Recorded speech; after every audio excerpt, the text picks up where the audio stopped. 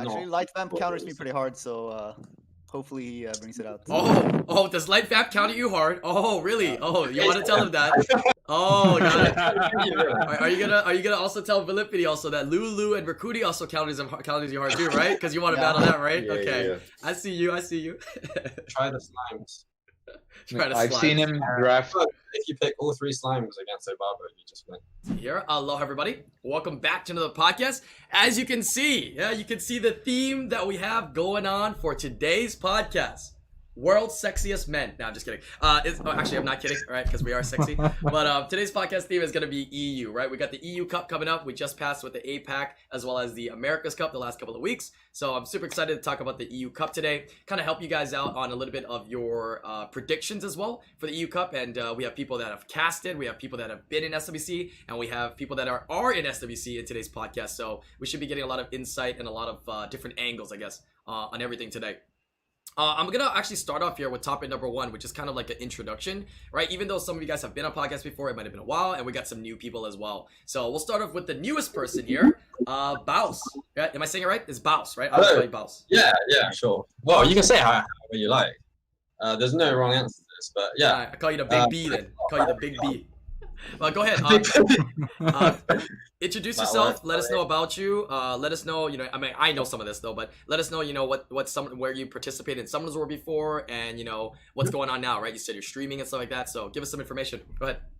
Yeah, sure. So you guys might know me from SWC last year. So I got to the final 4 in the Worlds last year. This year I've been eliminated already, unfortunately. But I took that.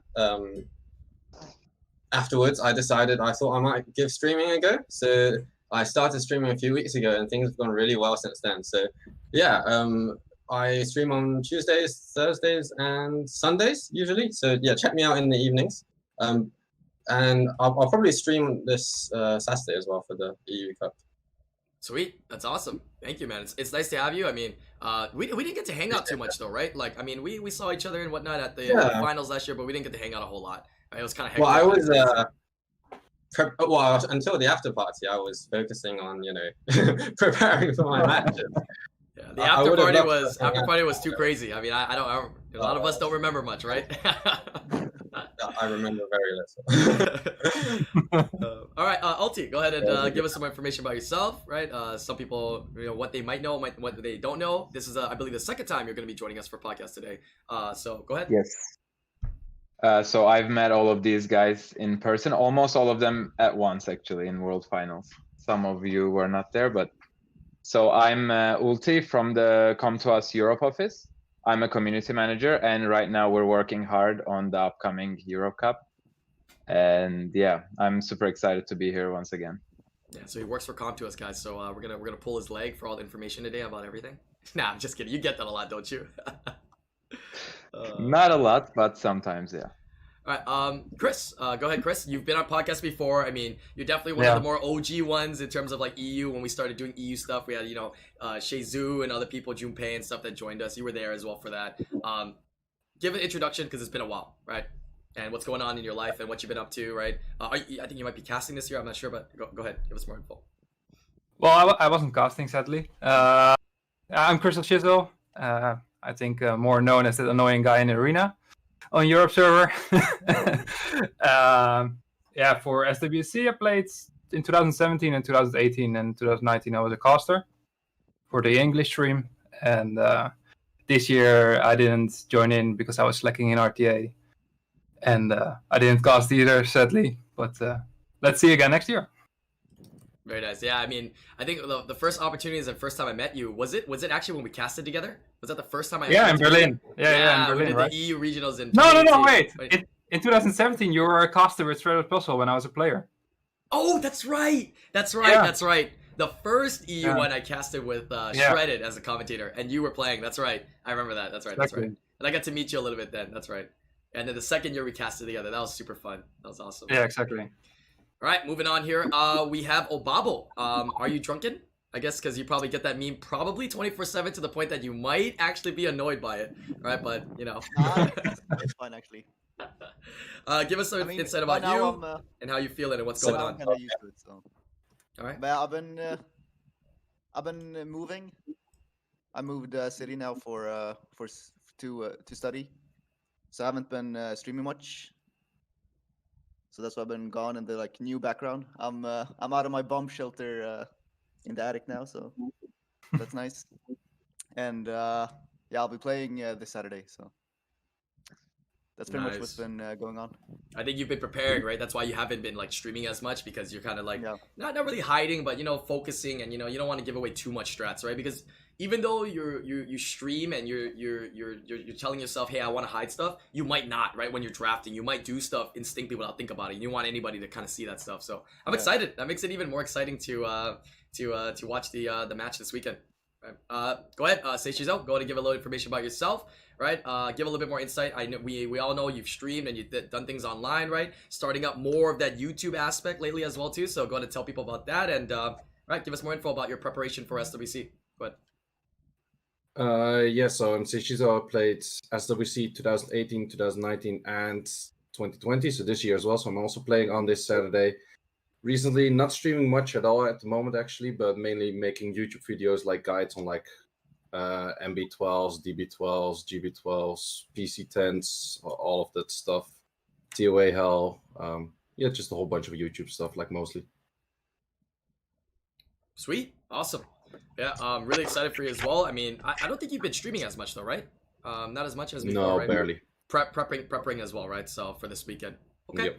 Sweet. Thank you guys for, doing a quick introduction about yourselves. It's great. Give some insight, right? Some people from YouTube or even from stream here, they haven't really, seen you guys before, right? Or interacted. So it's nice to, that you can introduce yourself here.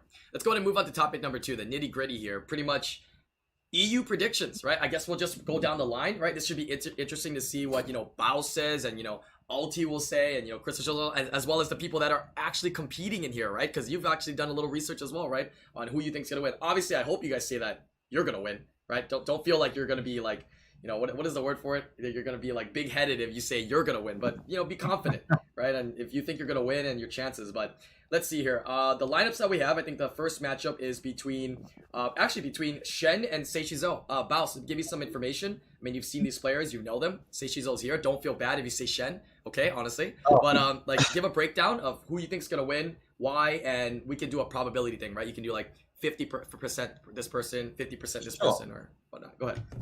Well, I fought against both of them. So I fought against Shen last year at the EU Cup, and then this year, Shizo bested me in the qualifiers. I think obviously they're both very strong players.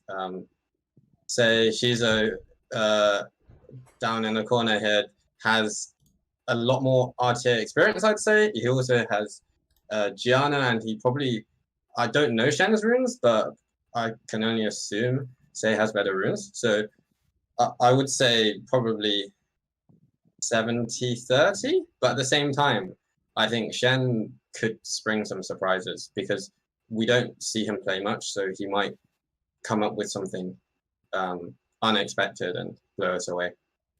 Okay, fair assessment. So 70-30 in favor of Seishizo. Okay, fair enough. Yeah. Alti, you have anything to add to that? Yeah, I mean, both players they're two of the most experienced players actually in SWC. I think Shen appeared in all of the SWCs, and Sei, if I'm not mistaken, just missed one. So that's kind of equal matching. But I feel like Ragdoll Arta, like Shen's strategy, it's been like, at least for me, it's been more manageable lately compared to past metas. And Gianna is super strong as well. So. And I know Sei's runes. I have no idea about Shen's that much. I know a little about Sei's runes, so I'm gonna give it to Sei as well. Okay. Are you doing the casting this year, LT, as well for the? No, for regional cups, it's for all of them. It's Make It Abad and Stoic. Okay. All right. Got it. Perfect. Yeah. Okay. Chris, any thoughts on this as well? I agree with the other guys. I mean. I think it's mainly because Shen is still a bit stuck to, from what I've seen from him. I haven't seen him a lot, so yeah, he will come with surprises. But he did last year as well.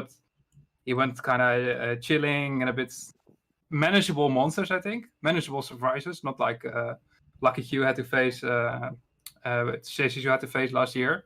but you really have no idea what he's going to use. You know he's going to use some combination with Ragdoll Artemeal. I would be very surprised if he wouldn't. And I think Say has a way to deal with that, so I would put my money on Say. Okay, fair enough. Obabo? Yeah, I mean, you probably got some good analytics on this because you probably want to do a little research on, you know, a little bit of everybody, you know? Yeah, but thing is, I think I would give it to Say personally, but I feel like the first round in a best of 3, I feel like it's almost 50-50 in every match because the best of 3s are so like volatile. So I can see it going either way. But otherwise, I would like in a best of 5, I would give it to Say like 65-35.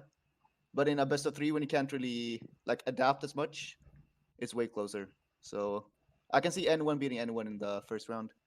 Okay, fair. And Say, how confident you feel, man, coming into this? I mean, the way it's panned out here, I think you might be the first match actually playing. I'm not sure. I'm not sure if you're the first match. Yes, so. I'm the first match right away, but I give myself 80-20. Okay, I like the confidence. I like the confidence as well. Yeah. Okay. Pretty sure. Now let's give him the 22. Okay. Give him the 22, so you're going to give him a little bit more. Okay. Sure. Or maybe the 15. No. 22 is fine. I know one guy that said it before Pip, and he got screwed badly by Matteo in that match. So I'm not sure if you want to say that. Yeah, so for me, my experience with both Sen and Seishizo, obviously, I will give it to Seishizo for the rune quality, as well as consistency and performance. And that second part there is actually pretty important. Consistency on performance, because Shen has done good in the past. I've seen him play.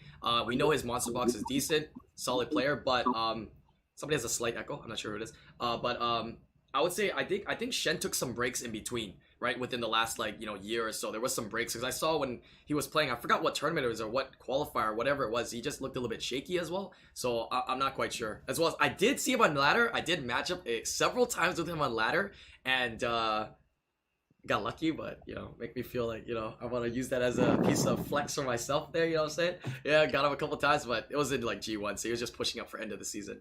But he does it on purpose, right? He doesn't play ladder the 2 seasons that don't qualify for SWC. This was before.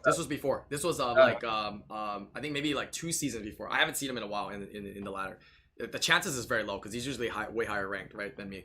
So yeah, I will give it to Seishizo. In terms of percentage wise, I'll give it like a 60-40. Again, taking a little bit of what Obabo said about being a best out of 3. Anything can happen, right? We've seen it before that just like the other cups. A lot of the favorites are all just getting either wiped or maybe just like blown out of the water because it's best out of 3 and not best out of 5. So it should be very interesting to see that.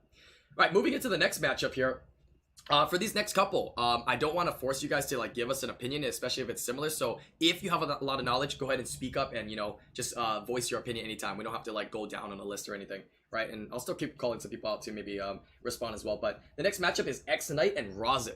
Right, so I have a little bit of knowledge in Rozit. Obviously, I've met him and hung out with him last year in the finals, so he is coming back. X-Knight, though, seen the name, don't really know a whole lot, right? So maybe fill us in and give us some insight about that so people can make a fair assessment.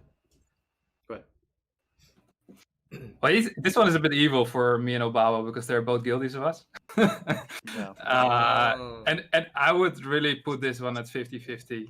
I think like especially the last year, Knight has played a lot more RTA, but he's also been going up and down. And Rozit hasn't been playing that much, but you never really know what he's gonna do. He has so many options, and he has insane runes. So I would say 50-50 here. Okay, that's fair. Yeah. Standard guilty assessment. Yeah, I mean, I would still say that I favor Rozit a bit, even though that's mean. But that's what I said in my video as well. Because I really wanted to fight Rozit last year, but then I fell short to boss. So hopefully I could do it this year. But yeah, like it's hard not to favor Rozit when you're in the same guild as him and you see his like siege defenses and stuff. Because they're like the most insane I've ever seen. So. Dang. So in terms of rune quality, where would you guys put these guys at in between each other? And in terms of monster box, I think Rozit probably has maybe the best runes in EU server, and probably the best monster box as well, or at least up there. So yeah, I would on that. Even though he's barely played RTA, I think it depends. I have no idea how much he's prepared, but he's prepared a good amount. I know because, for example, in the America's Cup, we saw a couple of stone style players. So just because you're not playing ladder doesn't mean you're not preparing. I know he's not playing ladder, but he probably is preparing. So assuming he's fairly well prepared, I have to back Rosie's. Okay, fair enough. Fair enough. Got to watch out for those beast riders from Knight though. Yeah, that's true. That's very, very true. He's got them all three, I believe. Did you have anything to add as well, Ulti? Because I know you do a lot of research behind all these guys. I know you got the analytics, man. Yeah. So when we were training for the commentary, me and DGP, he just showed me Roset's Vigor on one of the defenses, and like I gotta give it to Roset. It's like it was nothing I've ever seen before. Like most efficient set I've ever seen. Mm-hmm. So I gotta give it to Roset from experience, but it's a close one. I would say like 55-45. Wow. So he has overwhelmingly solid runes and monsters, yet you guys give a 50-50. Sounds like you're so buddy-buddy, man. Come on. Where's the pitchforks? Where's the knives at, man? Stop being so political. Come on, guys. Yeah, but I think the downside that Roset has is that he made mistakes. You saw last year as well. He made some mistakes. Right. And I think that's where Knight comes in. He played a lot of RTA, especially last year. And Roset doesn't feel like he played that much. Of course, he's going to be prepared. But if he doesn't make mistakes, he should have the advantage. All right, that's fair. Yeah, I mean, one of the things that players and actually viewers don't really realize is that a lot of times, having good runes and having good box is great, but actually we've seen it time and time again in the last couple of cups where just having the right picks and bans like just at the beginning of the match is so important, and that comes down to playing a lot, right? Being able to draft that, because you could just lose the RTA match from literally the pick and bans. Right, so if he's not playing a lot and he's not, in focus, all those factors will come into play, and he's not going to be able to do it despite having good runes or a good monster box. So that should be very interesting to see two guildies duke it out. Well, at least they both get to represent, so that's great. So it's three of you guys in the same guild, and it's Obabo and Rozet and X Knight that are all competing. So 3 of the 8, right? Okay. Yeah. Wow, big representation then. Cool. And last 2 year champions were from the guild, right? Yeah. DGP I and see. Roset. Yeah, I've kind of noticed that a little bit more, that EU, this is in my mind, I could be biased though, but I feel like EU, like they really care about their guilds, there's a little bit more flex and like smack talk between guilds and stuff that go around, but might be the same in every server, I'm not sure. Well, it depends on who you talk to, but... True. Yeah, I think we do have 2 big, really strong families on EU. That's for sure. So yeah, shout out to my guild as well. Even though we have no representatives left this year, we're still a great bunch of people. Yeah, come on, man. You had the 22% a little bit better, Baus. What's going on this year, dude? You should be in here. I will admit I didn't prepare as much as I did last year. That definitely factored into it, but some bad luck as well. I'd say a combination of the 2. Fair, very fair. All right, let's move on to matchup number. I guess I'll give my analysis as well. All I know is really Rozet. Well, I think I heard X Knight is streams from time to time on Twitch and whatnot, but I haven't seen a whole lot. But from just what your information you guys are saying, I've always thought Rozet's a really good player. So, and I always believe in experience, panning through as well. So I definitely will give it to Rozet as well. In terms of percentage-wise, I'm not sure. It could be 60-40. Yeah, something around that lines would be my guess. But okay, let's move on to battle number 3 here, or match number 3, which is actually Obabo versus Velipity. Now, these are 2 great players, right? Obviously, Obabo's right below me here. Obviously, I'm not going to talk bad about him. Just kidding if you thought that. Absolutely garbage player, right? Absolutely garbage player. Stayed up for 48 hours trying to make it in Legends Tournament and missed by 1 move. I remember that match, man. That was so tilting. I saw you and you were so tired, dude. I felt so bad for you, bro. But it's okay. Next season. Honestly, I don't think it would have mattered if I played that correctly anyways.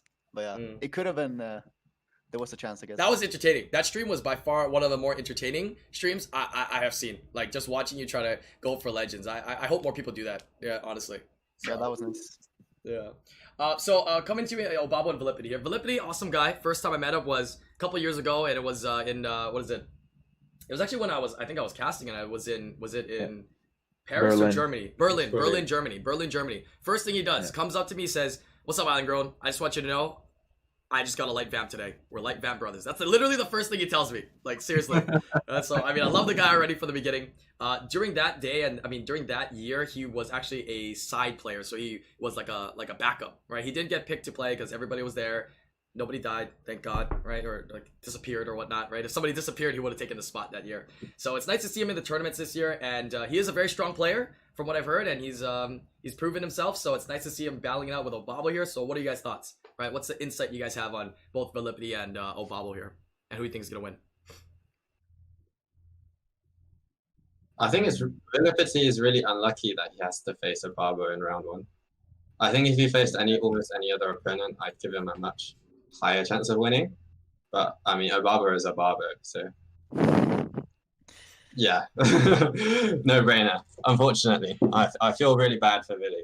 Well, what are your probabilities then that you give, right? Not like actually like straight probabilities. Like if is it a hard win? Is it close or between the two? Billy is really he has insane runes. I know that. So I'd say maybe only 65, 35. So Obabo. Fair, very fair. Yeah, I think I mean, likewise, it's kind of like an opponent I wouldn't like to face first round would have to be Vili as well. So I still think he has like a good chance, especially in a best of 3. Okay.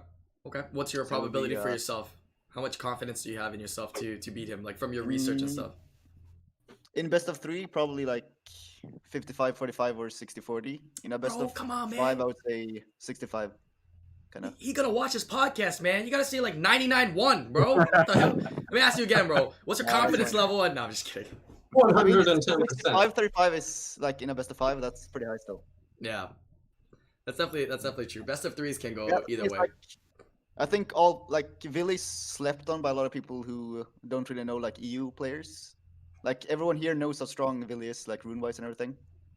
I think it's just that he has some inconsistencies in drafts, which you can exploit. But yeah, otherwise he's really strong. I heard he actually is actually a light vamp player. Does he actually slap that in? Because I don't feel like we're gonna see it though. But I know his runes at his box sometimes allows him to do it on ladder. I think it's just for fun because I think the unit sucks. I mean, I think he used the last year, but yeah, actually light vamp counters me pretty hard, so hopefully he brings it out. Oh, does light vamp counter you hard? Oh, really? Oh, you want to tell him that? Oh, got it. Are you gonna also tell Velipity also that Lulu and Rakudi also counters you hard too, right? Because you want to battle that, right? Yeah, okay. yeah. I see you. Try the slimes. I've seen him draft. If you pick all 3 slimes against Obabo, you just win. You might concede. Go ahead, Alti. Yeah, I've seen him draft Shan a couple of times, but I don't think he's gonna do that. Like, but you never know. He plays really aggressively. It's reminds me of the Gaia from APAC Cup. You know, full on aggression, and he has like a 6 segment. I remember that. But I mean, Obabo's team, like with the Beta Han plus speed leader combo, like you've seen how strong that is in EU prelims. You've seen JMac get #1 with it, and I'm sure also Obabo has some like pocket picks as well to go with that. So I'm gonna give it maybe 70-30 to Obabo. Okay, fair enough. Say, any opinions on your potential future matchups here? Because these two guys, if you make it through all the way, I mean, you're gonna be battling them out for the finals. Yes. Well, so Velipity in St. Gil as I am. So I know most about like his runes and that kind of stuff. Also like his draft and that kind of stuff. Well, I would give it a 50-50. I would give Obabo the upper hand in like draft, but I would give Velipity upper hand in runes. So like I would give that like a clear 50-50. That's the only match that I would see actually in general from the first matches that I would give a 50-50. Wow. Okay. And of course the factor of it being a best of 3, right? Okay. Interesting. That's gonna be a match to look forward to for sure, right? These are exciting, man. Right? Qualifiers, you know, sometimes you don't know the names, so sometimes they're not very hype. People are not as polished, but coming into like the cups, man, it's very, very exciting. Everybody's polished, everybody's good players, so it's gonna be fun to watch. Last one here, Zerpolita and Ismu. Give us more information about these players. I think some people might have heard of Zerpolita, right? I actually, you know, I know Zerpolita as well, but I don't have a lot of info in terms of their monster box and rune qualities compared to one another. So shed some light on us if you guys have any information on that between them. So Zerpolita's pretty LD heavy. He has like Ragdoll, Artemil, Molly, Nyx. So that plus like a bunch of units that make it like difficult to draft around, which is like the Josephine and that kind of stuff. So and then Ismo is more like Beast Rider focused, Sierra focused, those kind of units. So for that reason, I would give the upper hand to Zerpolita, because it's just pretty difficult to draft into like heavy LD plus a Molly when you pretty much have like no LDs to work with. So either he comes up with something really smart, he can surprise us. I think for rune quality, they're pretty equal. As far as I know, I don't really know like exact rune quality of neither of them, but from my guesses, what I've seen in replays, like damage output, tankiness, that kind of stuff, I guess pretty equal. But I would give upper hand on box to Zerpolita. Fair assessment. What I really like about Zerpolita this year is that last year he was really dependent on that ragdoll. You saw he was a lot weaker in the games where he didn't have it. But this year, often he didn't go with his ragdoll Artemil at all. And his drafts were really solid.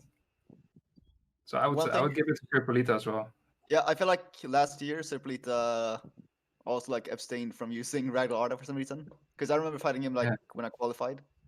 And he didn't he didn't use his LDs. Yeah. I mean, that could have been since I was using Lauren, which kind of counters both of them pretty well. But yeah, I don't know. It was kind of weird. I see. Yeah, I've been impressed with Zerpolita's performances in qualifying. I think, as Say says, Zerpolita's LDs do pretty well against kind of Ismu's very aggressive drafts. You can just kind of out-tank them. So I definitely favor Zerpolita as well. Okay. Percentage? Any percentages from you guys with those as well? No, I think it's pretty close though. It goes 60-40. I mean, I think it depends on how much they have prepared as well, because I think if like Zerpolita drafts like he did in the prelims now, I would actually favor Ismo, I think.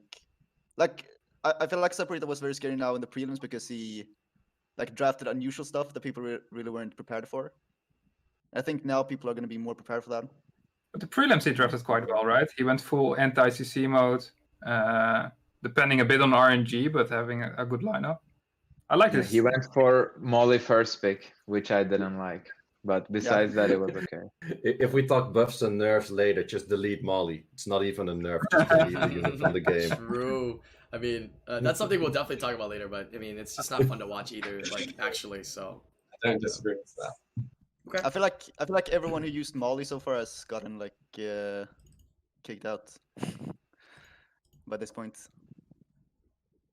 That's true. Except Like Zarpo. if you draft Molly early, it's pretty weak.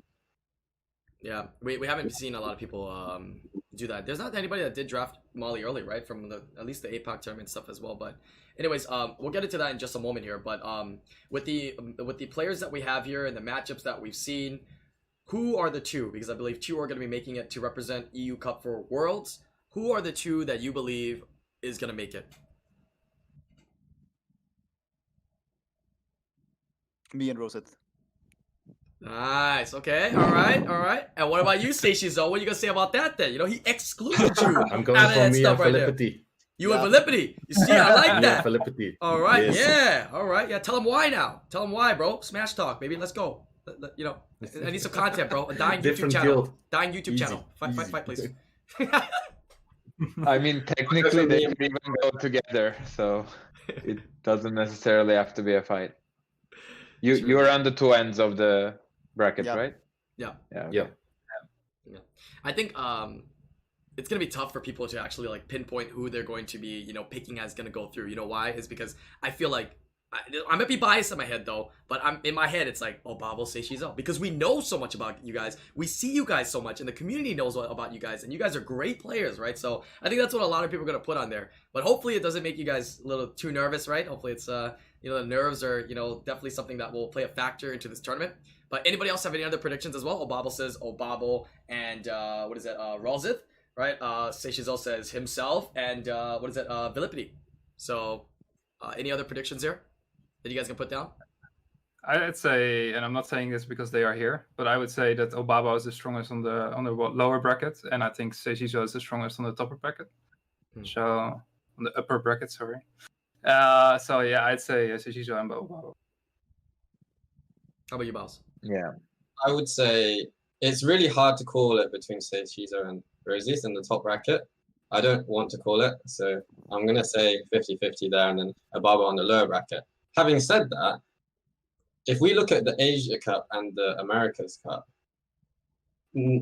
depending on who people said were the favorites, like there were definitely probably the people that were most favored didn't make it through. So I feel like there's going to be an upset. I just feel it.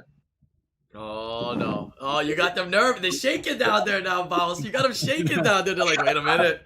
I mean, what it is. I've just got that feeling there's going to be a huge surprise. Right. Yeah, that's like that's the ahead. thing with best of threes. There's such a great variance, so it's very likely for there to be an upset somewhere. Right. So it'll be interesting. How about you, True. Alti? What do you think? Be straight up. Be straight up. I mean, everybody here to a certain extent is very understanding, right? Nobody's gonna feel bad about you saying that they don't make it through. You know what I mean? I mean, it's hard for me because they're really all my friends. But I gotta give it to like the same as Boss said. Like I give it 50-50 between Rosé Tensei in the first bracket and Obaba for the second one, or the winner of Obaba versus Billy. Let's say that. Okay. Fair. Yeah, for me, I mean, And I wish a go lot ahead. of luck to all of them. Yeah, good luck to you guys. You guys would need the 22%, that's for sure. I mean, like I said again, man, like I just want to see like good drafts and good matches. That's the main thing. Like actually, I'm not no BM. I don't even care who wins. I don't even care who makes it through. I just want to make sure, as a viewer, that I'm going to see some great matches. I want to see some clean drafts. I want to see some clean plays, right? Maybe a little luck sacking, right? One thing that I did talk about on stream recently as well, which is, let me know your opinion on this though. We haven't seen as much like in the APAC Cup, in the America's Cup, a lot more like luck sacking moments, right? And the reason why I feel that is sometimes it's because if players don't draft well and they don't play well to begin with and clean, you're never going to get those tight matches to see the procs that make such a huge difference. You know what I'm saying? So, I mean, I hope that we see procs because that means that it's going to be cleaner drafts and cleaner play, right? I don't know if you guys feel the same way, but, oftentimes people just overdraft somebody and they just beat them in draft or they just outplay them and they just make so much mistakes already that they already lost. So we don't get to see any procs and, any opportunities for them to come back or, have those luck sack moments. So I like to see that in the EU Cup. Make it a But bloodbath. balance procs though. What's Because that? if one person gets 7 procs, it's not fun. Yeah. Of course. Should be really balanced, then it's exciting. Yeah. We haven't really seen mean, that though. 7 procs. There's been some luck Wasn't sack the moves, right? the patch, the prop change after last year's SWC, or was it just before? Was after. Maybe that's I part. think it Just was after. shortly after. Like beginning of this year. Oh. Of this year. Yeah. Yeah, so that's probably a big part of the reason why we don't see crazy RNG moments, because it goes back and forth, as Chris just said. Could be, right? Because Yeah. we don't see it as much, right? It's on the smaller spectrum, but that's definitely very true. What were you saying as well, Bobble? Good. I mean, I was gonna say that there has been like some luck sack moments. Like Mr. my Chan. first game against Sinche, I wasn't like very favored in that one, and I still won. And then like some games from Mr. Chung were like very suspect as well, like with the Suspect as well. and then also like there was one fight between Seishizo and Serpolita, I think. I'm not sure how much it mattered in the end, but there was like a million resistances in a row, like when Sei tried to land his stuff. Fun. That huh? was That's insane. that's the fun stuff for sure. All right, so I'm excited to see. Also, my Okay. Sierra against Baus also thought like she had to proc every single turn. So Yeah, that was you fun. get your fair share back and forth, I guess. Oh, I do remember that. I was only thinking about the cups. I wasn't thinking about the qualifiers. But yeah, that was gross. I think there was one match in there that was actually really gross. Oh, but man. there Yeah. comes a point where it's so That's what it gross is. that you just hope it's the most gross. You know what I mean? Like when it's so gross, you're just like whatever already. Like I hope you just go every turn already at this point. Like it's just disgusting. Yeah. Okay. Great. In terms of my personal opinion, though, I already said. I mean, you guys are both here, and I both think you guys are great players. I like to see you both make it through, right? Obabo and Seishizo. But good luck to everybody, and we'll see who actually makes it through, right? Between those. Let's actually hop over to topic number 3 now. Also, for those of you guys out there, hopefully this kind of brings a little bit more insight to help you to make a better decision so that you can win your crystals and your how much more crystals? I don't know, more energy. Yeah, and scrolls. I don't know. During this event, It's right? like double the rewards What's if you that? guess all of it right. It's double the rewards if you get it all right. By the way, how did you do in the APAC predictions? I couldn't predict a single one. They were all wrong. I had I got like everything 0. correct except Skid. Skid ruined it for me. Otherwise, I was 100% correct. Oh wow. Me too. Wow. Either A, 5-hit picks, or B, the worst Papega picks ever and got lucky. We'll never know. Anyway, no, I'm just kidding. Anyways, let's move on to topic number 3 here. Topic number 3 is, what are your thoughts on the past 2 cups that just actually occurred, right? We just had the America's Cup happen, and we just had APAC happen, right? I wanted to talk a little bit of your thoughts of those, right? Any matches you enjoyed, as well as you can also branch out into, I wanted to slowly branch into, do you feel like there's different metas in these different regions, right? They tend to favor, certain drafts and certain units a little bit more, first picks and bans and whatnot. And I think that's something that we can kind of like bring all together here, because that's going to really impact Worlds and how you guys play on one another, right? In terms of the variety of different drafts. But go ahead. Any of those different topics I listed, that was quite a bit though. Right, anybody can take it away. Can I start? What you saw in America's Cup is there was a lot of Chung Pong, which it could be a thing that it's like just they don't have it in Asia that they cannot draft it. Simple as that. But it was pretty Chung Pong heavy in America, and also a lot more like speed heavy, I would say. Whereas in Asia it was more like some matches were more speed, but some matches were also like more bruiser focused. So it was like, for example, Mr. Chung, he had like a lot of Valajul in there, and which is something you like Valajul Vigor, which Vigor you saw like a bit in America's Cup as well, but Valajul like barely or not at all. So that's like a bit more the bruiser style, whereas like America's Cup was more like speed style. Right. Who said that they wanted to start as well? You can go next and add on to it. Go ahead, I'll take it. Yeah, I was saying. So I felt like the America's Cup was way more clean in terms of gameplay. Like I saw a lot of mistakes, maybe nerfs coming in during the APAC Cup, like some interesting drafts, some interesting gameplay decisions. And yeah, there was like I really liked how clean JMX playstyle was from America's Cup. That was the main example. But a lot of the drafting was like super nice. Like, I mean, Chris could predict most of the picks, which I guess it means they are good because he's a good player, And we saw like pretty balanced fights until the end. But yeah, it was pretty cool. And like one thing I've noticed is almost every draft has a speed lead right now. Like what made me think of that is JMac was even putting in Jamier and stuff, which you don't really see often. I think mainly for the speed lead. So yeah, I enjoyed both cups, but I saw more like I'm more afraid for European players to face America's Cup players rather than the Asia Cup. That's a fair assessment. That's a very fair assessment. And going back to what Seichizo said, I really want to see Chun Peng. I think he's literally, S tier. So you definitely will be seeing him. So either A, EU players and APAC players, start figuring out how to use it and bring it out, or B, figure out how to play against it, because you're gonna see it in the drafts against you, right? America's Cup, they really liked Chun Peng, that's for sure. It's pretty new, I right? think anyone on EU Cup has Chung Pong, unless someone summoned it and has been hiding it. I've not seen. Then again, yeah, maybe I'm just been living under a rock. It's feasible. It's a regular element nat 5. Yeah, it's a regular element, so somebody could have it ready, right? So yeah, Say was smiling a little bit. Maybe he has one. Oh, hello. Or that's what he wants you to think. I pulled way too much stuff that I don't have devil mons for. I'm just not gonna say what. Oh damn. So maybe not EU Cup, but maybe Worlds if he makes it through, right? Okay, we'll see. We'll keep that in mind. Very interesting.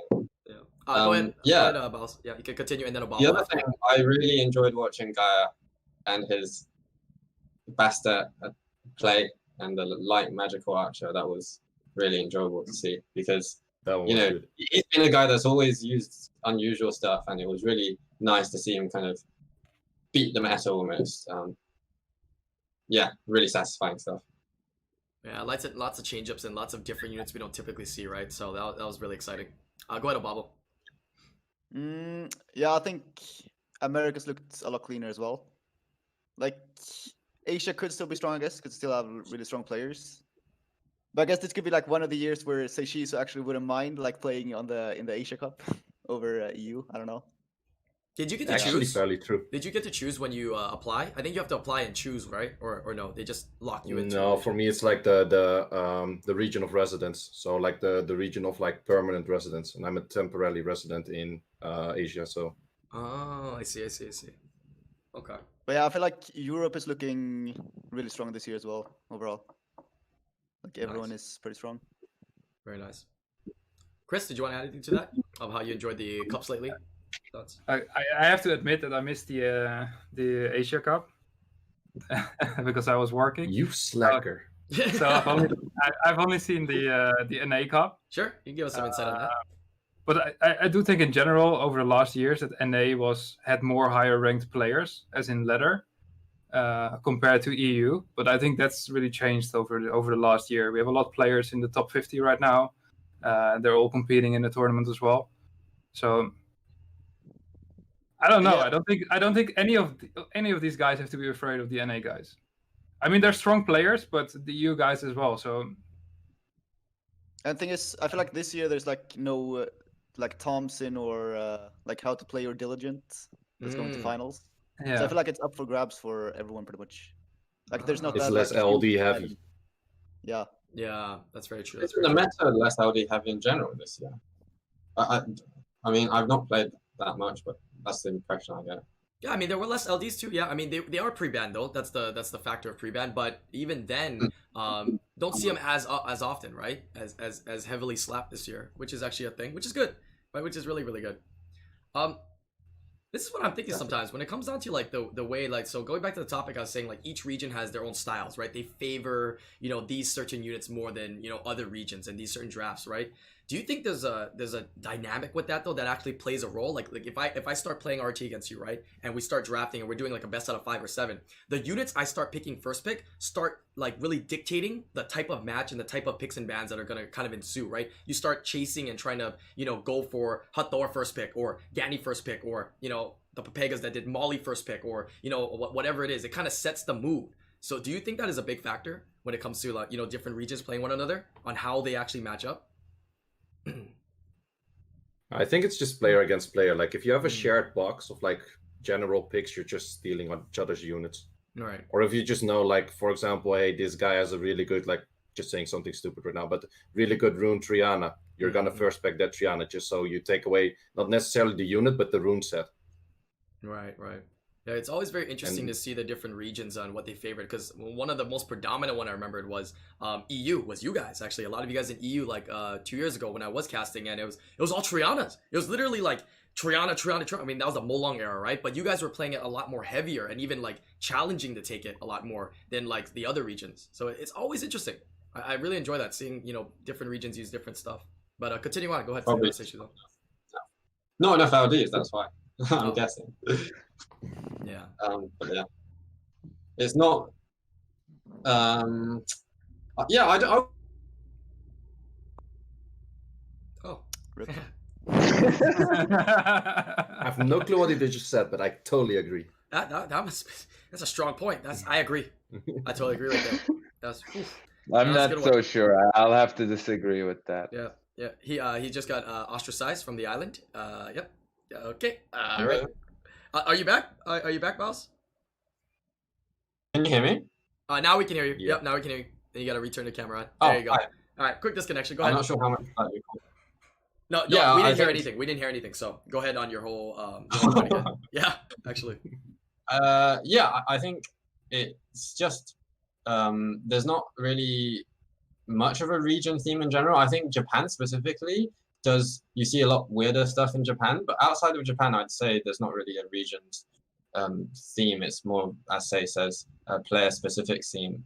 But having said that, maybe say if you don't play as much RTA ladder and then you wanted to kind of practice, you might learn from people in the server. It's easier to copy the style of someone in your server that you can talk to. Right. But I don't think that's so prevalent.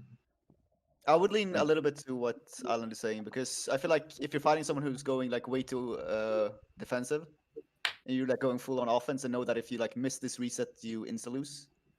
Usually you start going more defensive yourself to like have some kind of backup. Yeah, it's like And I the feel like- 5-hit too, right? They're like, oh, this guy, you know, Yeah. I see that he's used a lot of Sierra, so I mean, I might not draft it a lot. It's in my like pick number like 3-ish around there. I might slap it earlier to take it away, right? And then that's when the drafts kind of evolve. You know what I mean? Then that's kind of something that I think players should try to be able to adapt to, but be kind of careful because sometimes you adapt your style of play too much and you start to use things you're not familiar with, right? Just to take it away. So there's pros and cons to it. Yeah, But and the thing continue on. is, I feel like the first picks were still like similar between Americas and Asia. It was just that like in Asia, like Say said, you saw a like way higher priority on bruisers and Velaju and stuff. So I still think there's a bit of a difference. Meanwhile, like Americas was just everyone tried to fight for speed and to win like turn 1. Right. But we don't see the Geni Hathor dance or whatever you call it. You know, like for one person picks Hathor, the other picks Geni right away. We don't see that in EU that much because actually a lot of the players are not Hathor users. I mean, these two are, but but like I mean, we see a lot of other like we've seen a lot of people prepared for Hathor. That's what I felt like. For example, Zerpolita and people. So that's one thing that was more interesting and you know. Like they really favored Sierra a lot in EU. By far, even two players mention it as their favorite in their profile videos, which you should watch on our YouTube channel. Oh, you guys did Shameless player plug. videos as well. Sweet. Yeah, I was telling Yeah. them about the Americas one, but I guess the EU ones as well. We should definitely. Yeah, check those out. Obabos was out. Obabos is out today. Oh, dang. Okay, Yeah. okay. Yeah, they're super cool. I really like them. I mean, I know you guys as well, so it's like it was more interesting for me, I think. But they're still like they're really cool videos. That's Yeah, awesome. they're really well done. Yeah. Yeah, So that's- yeah, that I would say that EU has the thing of not prioritizing that Geni Hathor combo, instead maybe finding ways around it or like just outspeeding it and stuff like that. So I think that's what interests me the most about the EU playstyle. That's cool.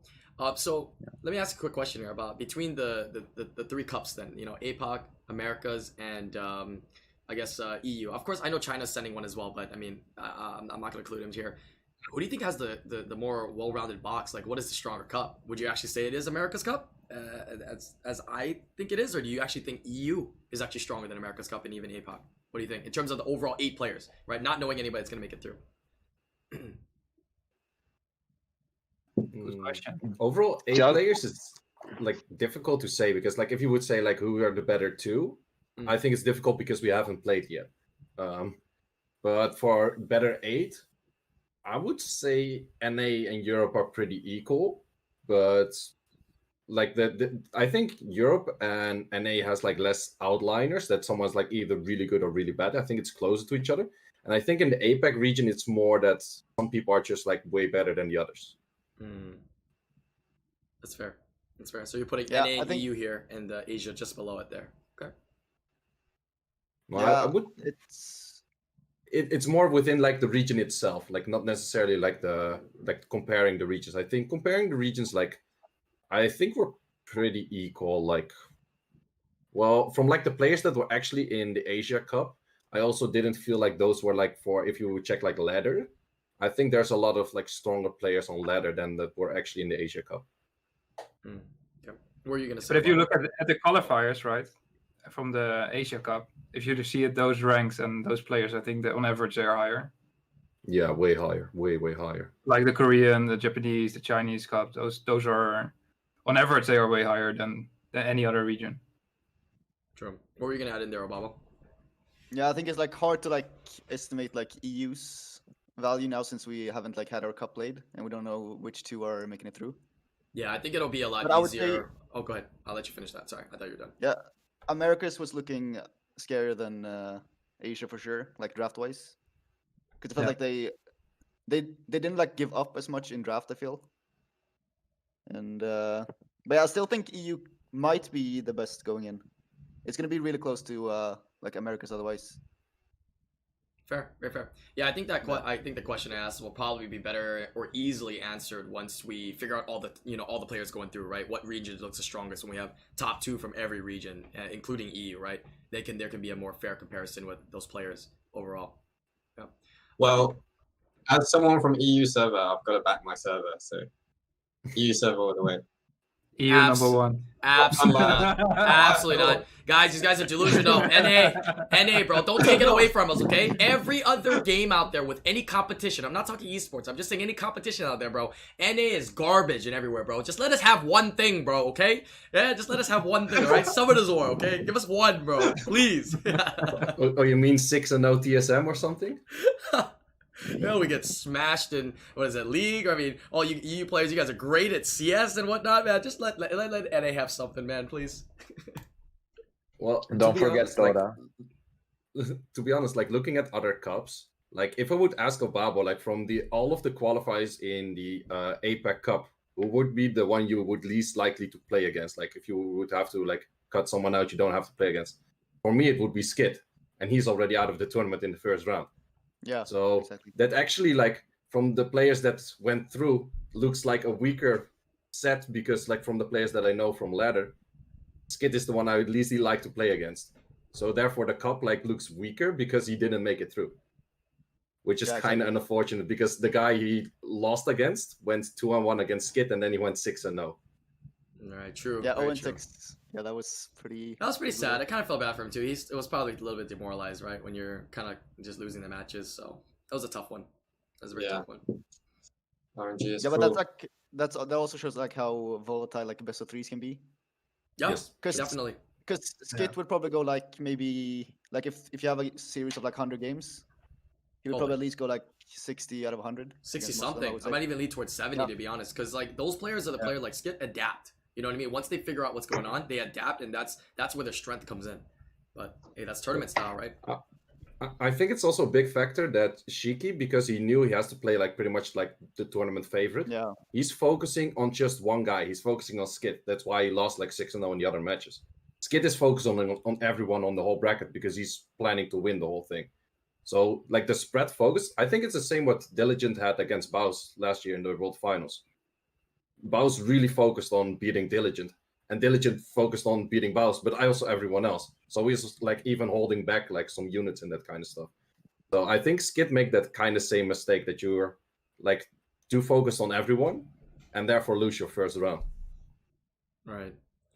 What do you guys think of this? I'm gonna throw another random question here with the tournaments. Maybe Alti can tune in a little bit on it as well. But you know, the tournament now, I mean, we just talked about best of threes, right? And, you know, we want to really truly find who is the best player, right? Not just like account or rune-wise, but mostly their knowledge. Maybe in the future, I mean, competition should try to do more best out of fives and then finals being best out of sevens, right? If they want to make it more consistency, right? There will be less, you know, RNG, I guess, factors involved and you'll be able to prove yourself more. But the only issue would be production time because that would significantly increase production time, which is the only, I think, flaw with that. But what are your thoughts on that? And do you think they'll do something like that, Alti, you think? I mean, it could be possible, but all of these guys here know, and you as well, like just the preparation that goes into what we already have. So like it gets quite tricky time-wise, but I also feel like the more you increase the sample size, of course, it's gonna show the true strength of each player. Mm-hmm. So like that would be nicer to see. I'm not sure how feasible it is, like, and I also, you all might know I'm not the person deciding this stuff. Oh yeah, definitely. Because if that was the case, I would like it, like, you know, it would be a different game. But they have to factor in like a lot of different stuff into every decision, and we are just looking at it as, you know, the observers and, you know, like kind of backseat gaming in a way. But like I would like to see it. I don't know how feasible it is, but we could see it in the future, maybe in Worlds. Right. I mean, I would like to see something like losers bracket is really nice for prelims and stuff, but they could also try something like a chess format where everyone fights everyone, kind of. Did we have that last year? Did we have that last year for EU? We didn't have loser bracket. We had it for the group stages, right? Yeah, group stage, but for the there was EU group stages last year. Yeah. What I would like to see is a 2-day tournament and then have a losers bracket, because like the biggest thing is getting everyone there, making all the production videos and all of that kind of stuff. If you make a second day, you just have to extend the hotel and that kind of stuff for 1 day. So sure, it's like a lot more like production value as well. But I think you would, if you add in like a losers bracket and then fit that in for like a second day, and then also like the final match the second day or something, then like I'm not sure like how difficult it is, but for me, like thinking like everyone is already there, like for okay, now we're all playing online, but now like we have like the green screens and all of that kind of stuff already. So you don't have to do that double, where you can just add one day, I guess. Right. So yeah, I think in the future adding that more would be great. Did you have anything else to add, Obabo? You did. I mean, I was thinking that something like a chess format could be cool, like maybe something other than SWC, because I would like to see more fights between like Europe and Asia and Europe and Americas as well. Like if there's an You international. mean like a league? Yeah, pretty much. That would be. Oh, yeah. That would be nice. With promotion and relegation. They could do that. yeah. That That's would be. interesting idea. I Go think ahead. it's hard to get everyone available on, so regularly. Reasonable times. Yeah. Yeah, it is. This but, isn't our, it's not our career. This is a hobby. But also about the weekend thing, if that means you're having the final on a Sunday, I don't know if that's an issue with fewer people being free on the Sunday, or say if they're traveling there, most people want to be flying back on the Sunday, those that will be watching. That probably might be a bit small issue if you want to finish on the Sunday. True. All right, that's definitely true. Yeah, but anything to increase the chance players have to really be able to shine, because I do like players being able to adapt. Watching the match and seeing people get luck sack is one thing, but seeing people adapt and like come back and swing it back, I think there's more opportunity in like a best out of 5 at least than a best out of 3. Right, you have a little bit more room to adapt, and a 3-0 sweep back from being at down 0-2 is actually pretty insane and pretty huge production value to be able to see that as well, giving the players that opportunity. So, yeah. All right, gonna move on to. Oh, go ahead. I would actually just would like to see more other formats, like SWC's people RTAing against each other. But I'm sure Boss agrees. We would love to have some Siege tournament, world tournament, Yeah. or Yes, please. or what they did last year, actually, also in the finals, looked really fun with guild versus guild, and then different regions against each other, and you cannot use the same monsters in the 3 fights. That's I'd love to see more of those formats actually, than extending the days of what we do right now. So like just keep things kind of how they are right now. They can improve it as well, but add in more stuff like the guild versus guild stuff would be kind of cool. Yeah. I mean, let's wait. Maybe there are some stuff like that upcoming, in this year's tournament. Who knows? Oh, okay. Keep that in mind. I mean, Come to Us always got surprises, right? And so I wouldn't put it. I would say that there would be a feasible chance things could happen. So we'll see. Obviously, we know this year, COVID kind of messed things up. I'm sure they wanted to plan bigger and do bigger. Come to Us has been doing their events bigger and bigger and bigger every year. Right, since the first one until now, it's a long way. So this was kind of a minor setback this year. So it's kind of unfortunate, really, really unfortunate. But we'll see what they do moving forward, and we'll see how it goes. Gonna move on to topic number 4 here. Actually, it's one of the last topics that we are having here, but it's about buffs and nerfs, right? Because I know you guys are talking about Molly and stuff. It seems that buffs and nerfs tend to be happening at the end of every season. So if this does happen, I'm not sure if we're gonna get a buff or nerf, but who knows? A buff or nerf can happen anytime. What do you want to see buffed or nerfed that would maybe be more fun in the RTA meta and be more interesting to see in the RTA meta? Go ahead and say any unit and why, and your thoughts. Fire gonna string start off. master for me. Okay, I'll let Ulti go No, first, you and then go. say she's up. Or was that? Were you just missing? Go ahead. No. I want Fire String Master to get buffed, and in general, String Masters, because I love her kit, but right now she's not usable. I even max skilled her recently. She's like this much away from being usable, so a couple of small buffs to her, I think that would be nice, and the overall family as well, because I think they have interesting kits. The water one as well, the dark one, but just maybe they need something little. Yeah, Chris can probably like expand on the dark one. Oh, see, it's so nice. How hard do your illusions hit because of the dark one? Oof. The highest I got now is 28.9k. 28.9k? Yeah. It's insane. Per hit? Per Yeah, card, per hit. yeah. Is that not gross, or is that not gross? That's just gross, right? Obviously, in a much more It is controlled gross, setting. Right? yeah. That's so gross, though. 28.9k cards. You remember the days where we said, "Wow, 10k cards, you're pretty good." Holy. Yeah, it's insane. It's insane. Power creep is real. They shouldn't nerf her. Well- Please keep her like this. Don't look at how calm Chris is. Like he was calmly showing me his Zyros 2 years ago, and it was like I still don't have a set like that, and it was on a Zyros. So Yeah. don't let him fool you with the calmness. I've seen Chris's runes as well. He's got a lot of hidden stuff. He doesn't like to show people it. He's got some nutty things in there. That's for sure. Yeah. Yeah, he's the, Secret. you're the arena master, right? I don't think anybody has more legends than you, right? At this day and age, how many legends are you at now? Now it's 87. 87 legends. Not even 100. Never mind. Garbage. Yeah, come back when you got Yeah, I 100, know. bro. Nah. I'm just kidding. But I mean, I'm sure you're trying to get to 100, right? That'd be cool. 100 is the goal, though. That's crazy, dude. That's actually crazy. Any other units? Say, I know you're saying Molly, right? You want it to be nerfed, then what's your suggestion then? Right? If you want it to be nerfed, but Well, I was not gonna talk about Molly because everyone knows I hate Molly. I think it's just a stupid unit. No, what I was actually gonna talk about, and it's weird coming from me, I think Gianna will be nerfed on the S3 of like the bug kind of thing that they did earlier. I think it was actually a nerf that was planned, but they didn't do it at the right time, and they're gonna do it in actual nerf. So shed a little light. So what is it gonna feel like for Gianna users then with that nerf? So Gianna's third skill will have like 2 like resistance checks. So 2 15% like fuck up checks.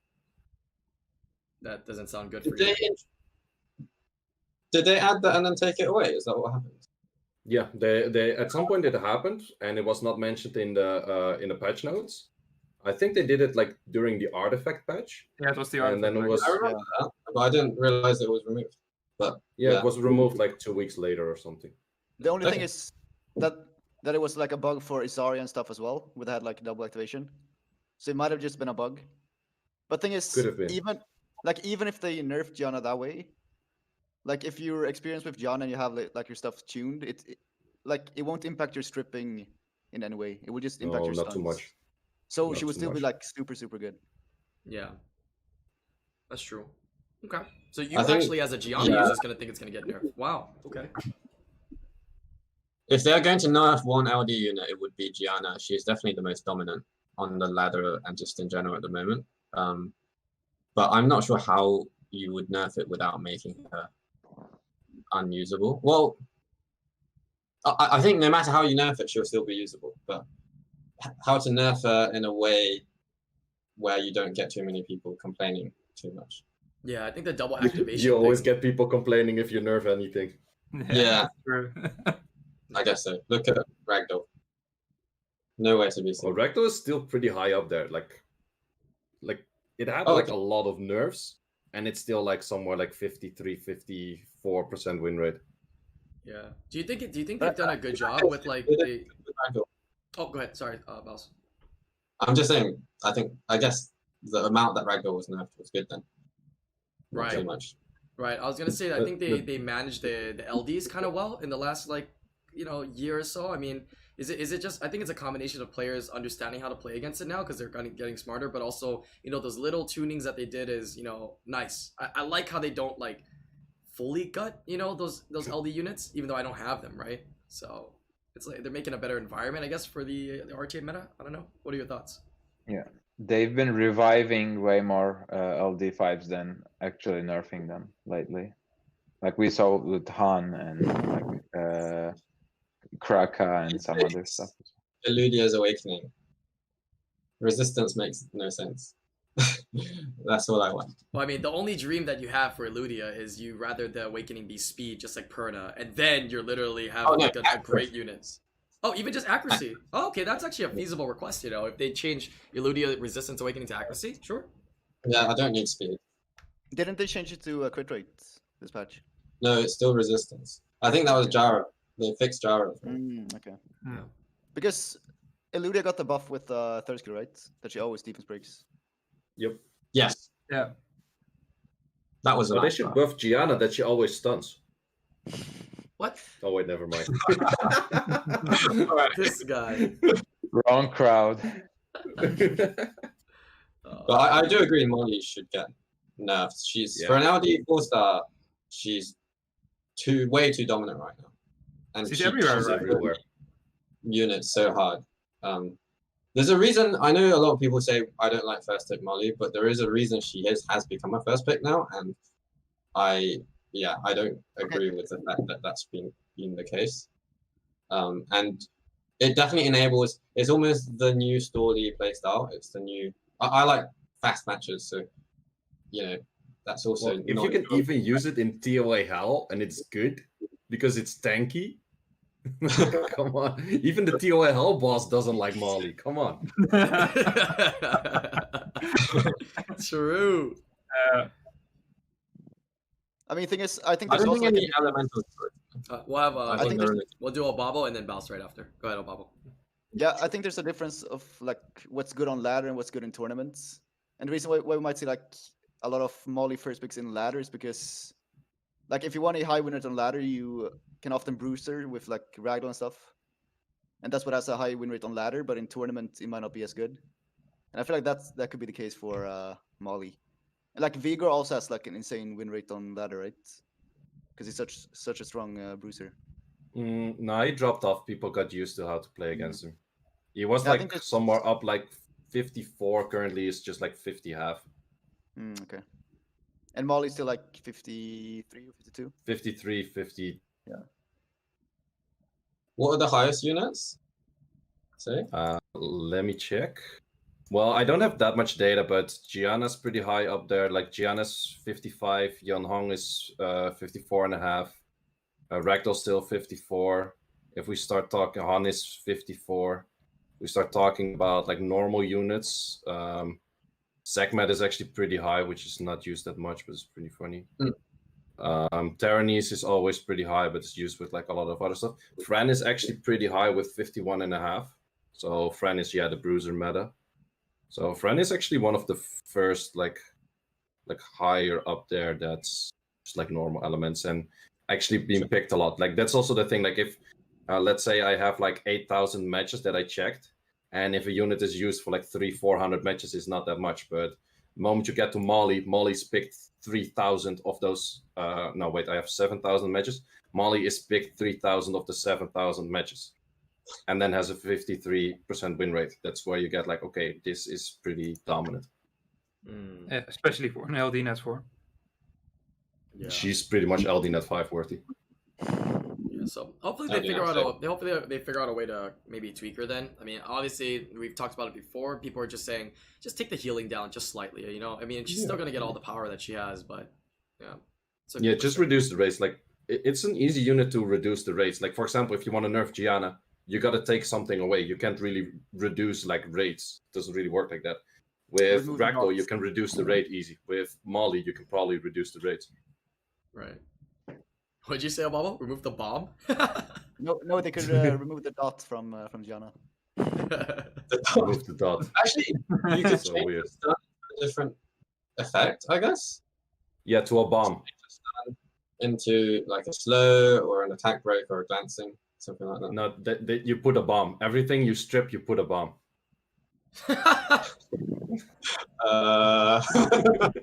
One turn bomb, right? Half the damage Yeah, though. one Just turn bomb. to be fair, half the damage. Just the CC's it up, right? Two turn is so Gross. much better than a one turn bomb, I feel. Gross. At least for like an AoE strip unit. That's true. Because then you can have like an Oki following and you get like 2-turn CC straight up. Right. That's true. Now, something to talk about as well is, I mean, we don't know when the next 2As are getting released, and people are speculating maybe sometime this month. That's gonna be a factor for upcoming worlds if any of these 2As actually end up being good. It's been a while since we've seen some, so I think we can say with confidence that we're probably gonna see one before worlds. That should be dropped, at least a couple families. So we'll see what they are, and we'll see if they have a role. Right? We've seen so many of these 2A units actually play a role in the RTA meta, right? We've had Lucia from way before, right? We have, Vigor right now. So there's quite a lot of them, right? That end up, one or two of them, being actually used in there. So I don't think they will come before Worlds. Like it's only in 2 weeks. Wait, when is Worlds? When is I think Worlds? they will come after. It's in 2 weeks. Yeah, it's the 20th. Who knows? You never know, man. You never know, bro. They said every 4 months. Hasn't it been like almost 6 months now 5 months, like since the last 2A. Like it's been a really, really long time, really, really long time. So, yeah. Yeah, but we got artifacts in between, right? Yeah, We true. got a lot of it. True. Very, We very got true. this, yeah. Okay. Let's. You guys continue. Can continue with buffs and nerfs. I'm gonna go off to open discussion now. So we got 5-10 minutes left here. It's for whatever you guys want to bring up. Anything what you want to revitalize or bring up as well to talk to everybody, or continue on whatever your thoughts were. Yeah, I just wanted to say like something more about Molly. Like Mhm. she's weird in a way that she has like a very boring playstyle, but she also like counters boring playstyles in a way, because if you go like too little damage, and you face a Molly, then you like insta lose. Then it's like a Leona kind of. So like So that's you when I just think bore them it's- to death. Yeah, pretty much. Like if they bore you to death, then you bore them to death. And then you bore the audience to Wow. death. Okay, got it. Bro, I hate seeing Molly, dude. Like, I mean, as a viewer watching the tournament, it's so garbage. It's so garbage. Like, what am I watching, dude? Like, am I watching grass grow? Like, please, man, this is not fun. This is not entertaining, man. Yeah, so, I hope that we get a lot more fun drafts. I want to see a lot more fun drafts. It'd be nice. You know what I actually expected more in the NA Cup was more Beast Riders. Felt like people were not that heavy on them. Yeah, true. Very true. I mean, even I think J Max said as well, right? He wanted the water one, Barbara, and obviously we know people are using Barbara quite a bit. Didn't use it at all, right? Didn't use it at all. True. Well, we haven't actually seen that many Barbaras, have we? Throughout the tournaments yet? Mostly, if anything, Savannah by far, right? But not that many Barbaras. Quite some Marshas, actually.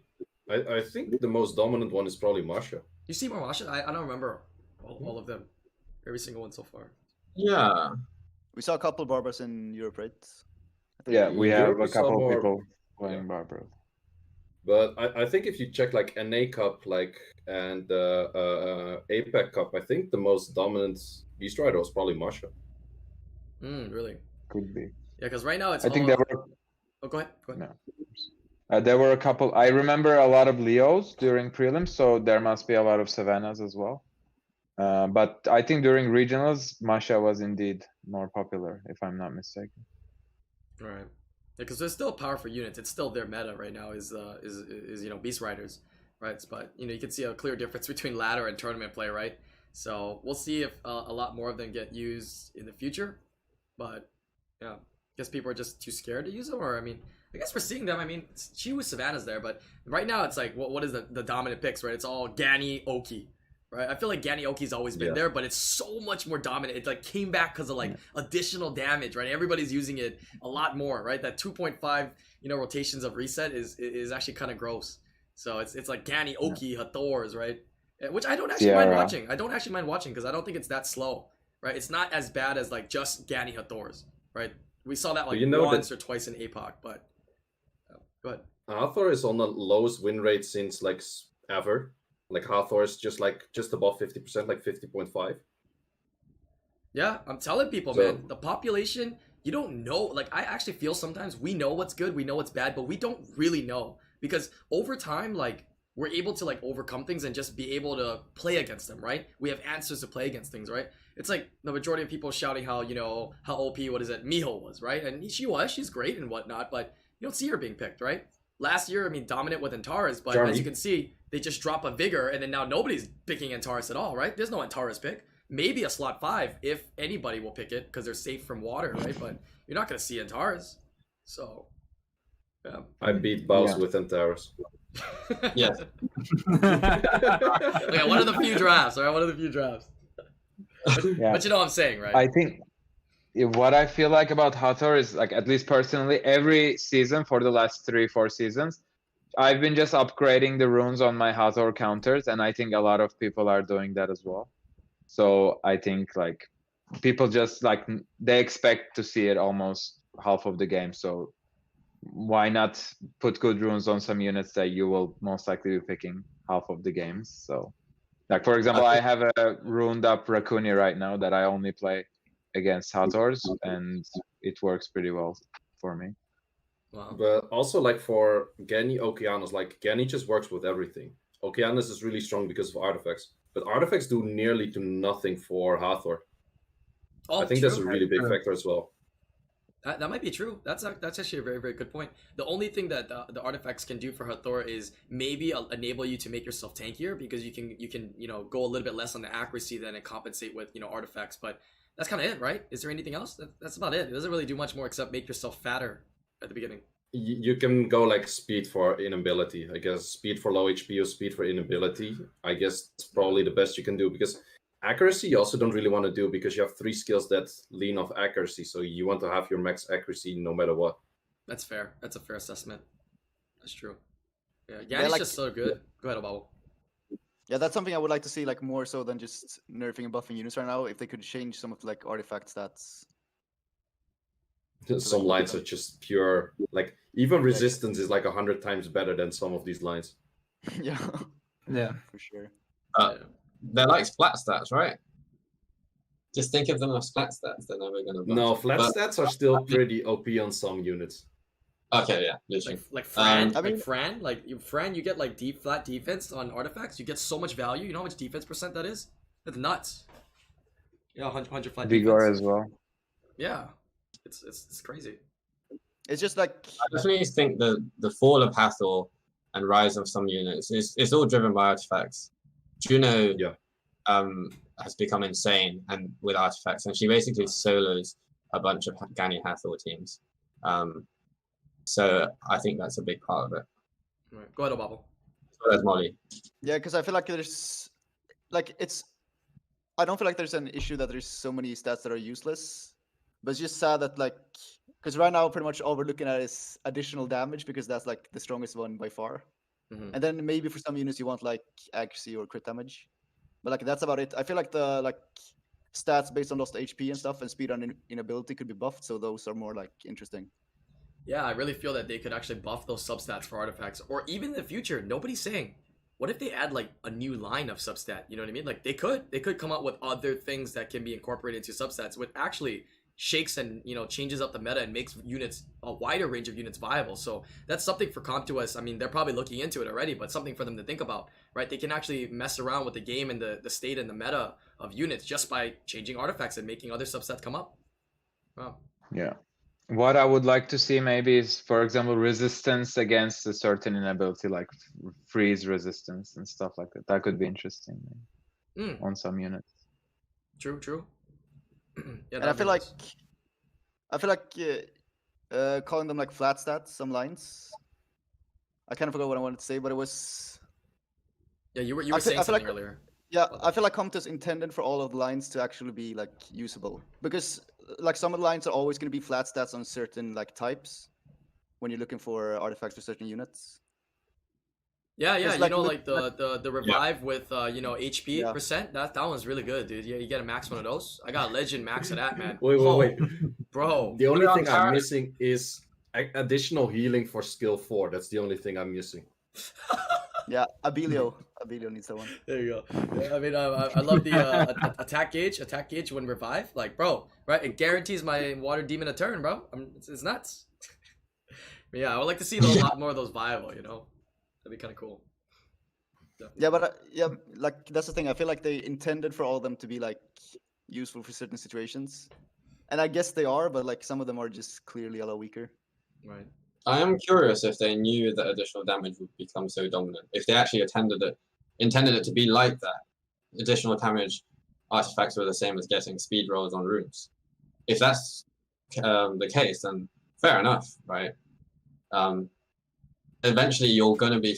Otherwise, there's just so many combinations of things that you need to bear in mind that A, 300 slots is nowhere near enough, and B, you'll have to spend so much time thinking when you're farming, could this unit go on, could this go on that? Whereas if there's just only a couple of really strong artifact substats, then it's a lot, you can farm a lot more mindlessly, which is kind of the point of farming most of the time.